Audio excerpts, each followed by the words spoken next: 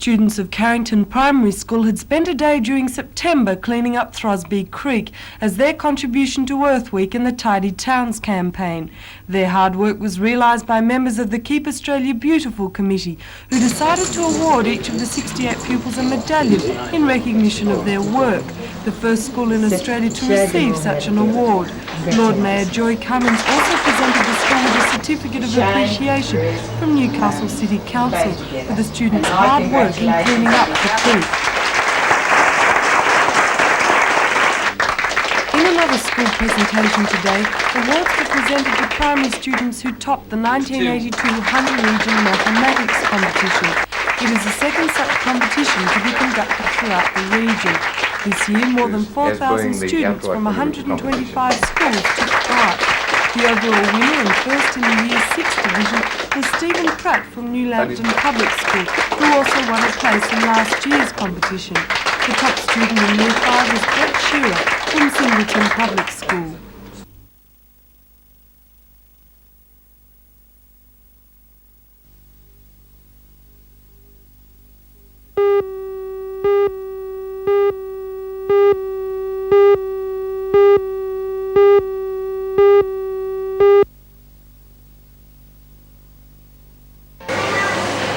Despite the bleak economic prospects for 1983, there were large crowds at most of the major shopping centres today. There's the ham and turkey to be ordered, along with the Christmas cards to be sent to family and friends. And of course, there's the tree and the decorations, so much a part of the Christmas scene. Most stores are now stocking up for what they hope will once again prove to be their busiest trading period of the year. Well, at the moment it isn't a busy Christmas, but there's still 21 days to go, and I think Christmas has always been a good trading period, so I think it'll still work out fairly good. Mr. Scott also says there will be no extra trading nights leading up to Christmas this year. But one familiar character made his first appearance for the season in Newcastle today, Father Christmas, or Santa Claus, and by the looks on the children's faces, his popularity is as high as ever.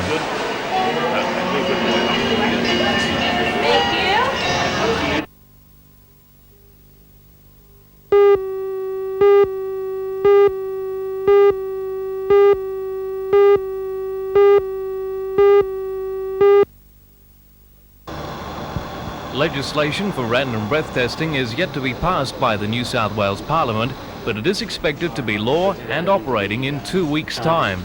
But how will the average motorist be affected by the massive police crackdown on drink driving? I don't think the public is going to be greatly affected at all. We will set up in a location where there's a good traffic flow. We'll take a selection of that traffic flow and test the drivers. If they are negative, they will be let go and only stop there for approximately 5 minutes, so they will not be greatly inconvenienced. There has been some question that people may feel they're being discriminated against. Somebody who knows they have no alcohol in their blood system, they haven't had a drink. The taxi industry is expecting an increase in business, but it's confident it can cope with the extra demand. Well, they were suggesting that the fleet should be increased by something like 2%. But we've sought a special dispensation in Newcastle, and Wollongong have also, I might add, that we would see if there is going to be any problem before those licences were issued. The NRMA has come out in support of random breath testing and has launched a campaign to make drivers aware of how much they can drink before reaching the limit. But it wants the 3-year test period properly used to evaluate how much of an effect the tests have on reducing alcohol-related road fatalities. There's no doubt that with the introduction of random breath testing, there is going to be a change in the way we use our leisure time. When we go drinking, we're going to have at least one person in our party who doesn't drink. Or the other option is to include the taxi fare in your entertainment costs.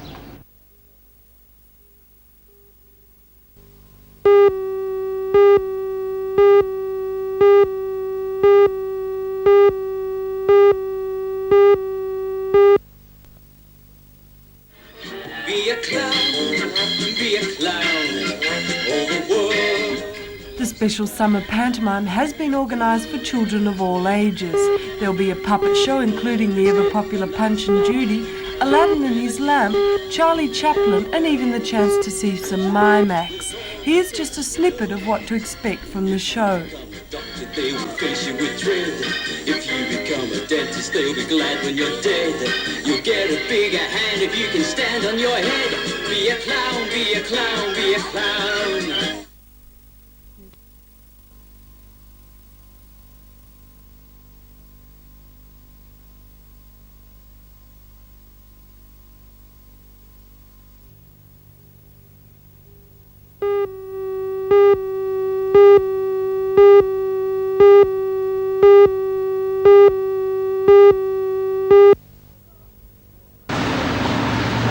Under boys, Paul Smith got his act together in the final set to defeat John Morrow 6-4, 4-6, 6-love. And let his emotions run away with him in the second set, showed a lot of heart to win the match. Christine Radford of Sydney was always in command of her match against Lisa Dunn and was a fine winner 6-2, 7-6 in the 12 and under girls. Local lass Tracy Moyle had an outstanding tournament, losing only 4 games during the 14 and under girls event. She defeated Sue Reid of Bathurst 6-love, 6-love in the final. One of the best matches of the week was the 14 and under boys final between Sean Karam and Craig Ash. Karam, the right-hander, fought out each point against a more attacking player in Ash. Both players displayed great skills in all facets of tennis, and it was only in the last set that Karam got the vital break and ran out the winner 6-7, 6-3, 6-4. 16 and under girls, Sally Clark of Newcastle defeated Linda Tanner, also of Newcastle, 6-3, 6-1. Clark, the light-coloured skirt, made a slow start before hitting top gear and justifying her #1 ranking. Mark Jeffrey of Sydney was far too strong for Scone player James Kennedy in the final of the 16 boys to run out a comfortable winner 6-3, 6-2. Jeffrey, in the yellow shorts, attacked well and used good placement to set up his victory. The officials of the tournament were thrilled with the standard of tennis shown during the 3 days of play.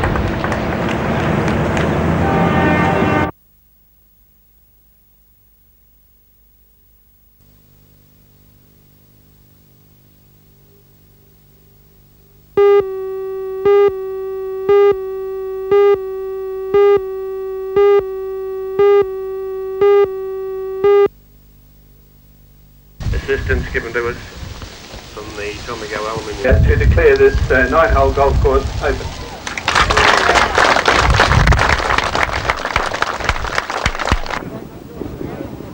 There they go, 1, 2, 3.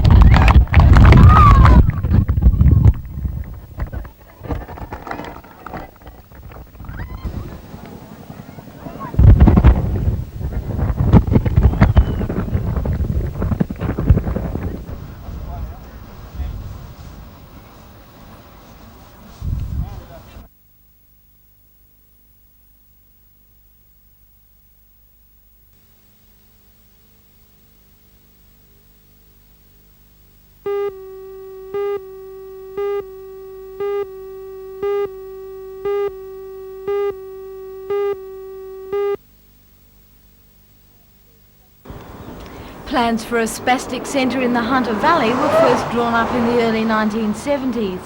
Since then, making those plans a reality has been an uphill battle. First there was a wait for funds to be granted, and then suitable land had to be found, and then the longest wait of all, the council approval of the plans. Now, almost 10 years after the idea was conceived, a start has been made on the centre. Today, about a dozen men, many of them parents of spastic children, began clearing trees from the 2.5-hectare site at Crowders Bay. It's expected that construction work will begin early next year. The first phase of the project is a special school for spastic children. In the future, it's hoped that a hostel and nursing home will also be built on the site.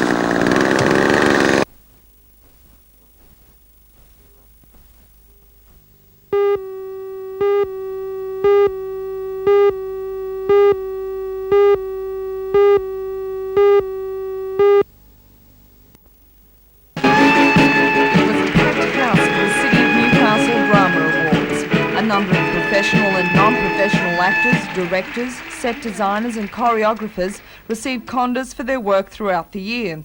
But the night wasn't all presentations. The audience was also entertained with excerpts from the various shows. The The top awards went to Cian Newey for Statements, Gary McLean for Woyzek, Julie Hudspeth for The Man from Muckanuppin, Julie McGregor for Big River, and Jonathan Biggins for The Man from Muckanuppin. The Commonwealth Bank Award for the Performance of the Year was awarded to Carol Davis for Kid Stakes.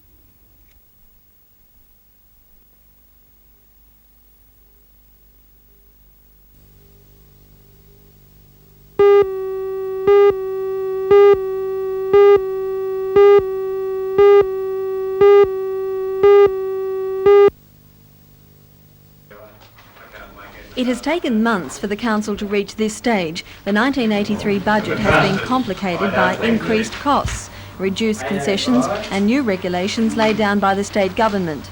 A joint committee meeting of the Council is now underway and it's hoped Aldermen will finalise the budget tonight. It contains an 11% increase in rates, working on a deficit of almost $400,000. There's also a warning, not for 1983, but 1984, when some funds available now will be discontinued.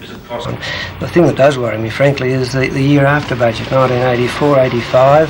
In this budget, to maintain a fairly small deficit, we've had to use one-off grants and monies that will only be available in 83, that won't be available in 84, and I really think that that's the year that the Council will really have a tremendous crunch. Tonight's budget contains a recommendation to close the Dudley Public Library. It also contains a recommendation that the school portable library service be cut. Instead of servicing 43 schools, it's proposed to service only 21. Other councils in the region are anxious to wrap up the budget this week. Budget meetings will be held at Newcastle, Port Stephens, Maitland and Gosford councils tomorrow night.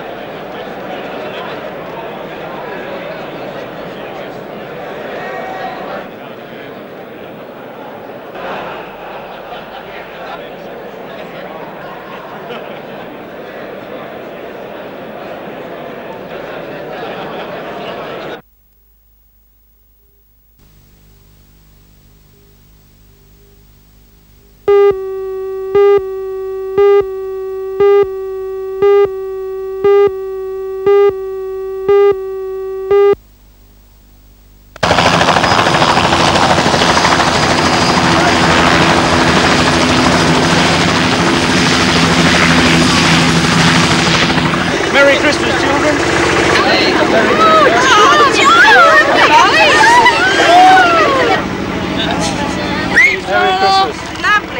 Merry Christmas, children.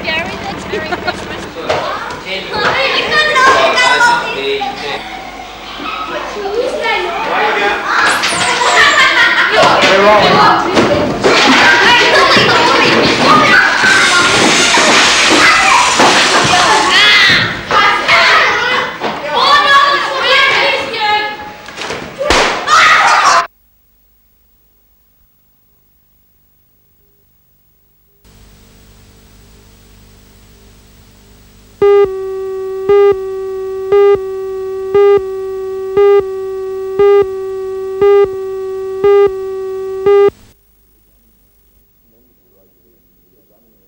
Members of the Rugby League Committee are running around town at the moment trying to get people to sign petitions to stop the sale of the sports ground.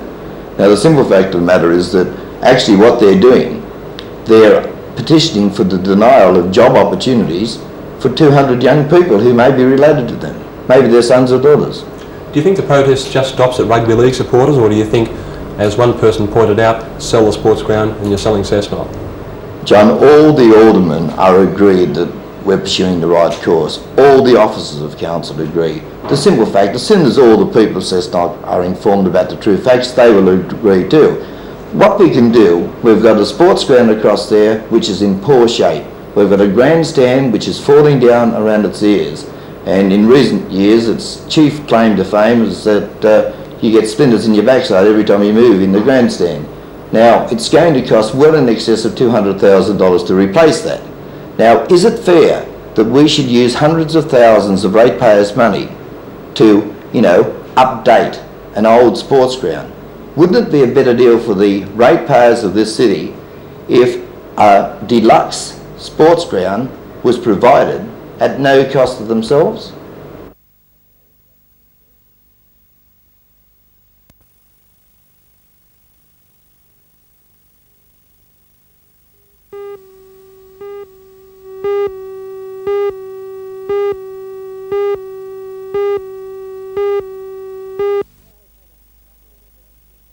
Well, we've had a number of injuries over the last few weeks. Sean Graff is unable to play with us. Jeff Richardson's just got over a torn hamstring, and a couple of other minor injuries we're not really worrying about, but overall we're pretty fit.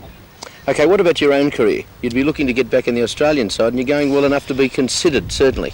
I think every cricket's a funny game. You never know how you're going to go, but yes, I am fairly happy with my own form at the moment, and you never know. The luck may change. You'd be pleased to have Lawson, of course, John Dyson back inside. Good to have the Test players back again.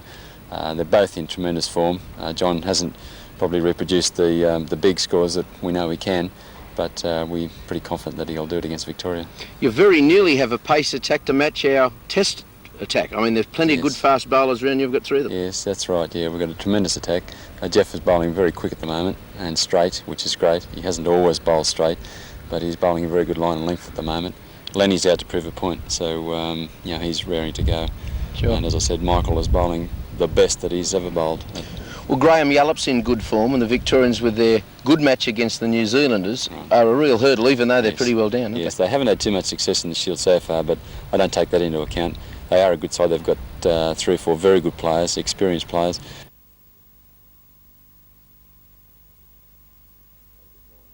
Concentrate a bit more on the ones you know, the others can get away from you, so we don't intend making that mistake. But yeah, they've got a good side. Graham is a very good player, so yeah, we expect a hard tussle against them, but we're confident we can beat them. Okay.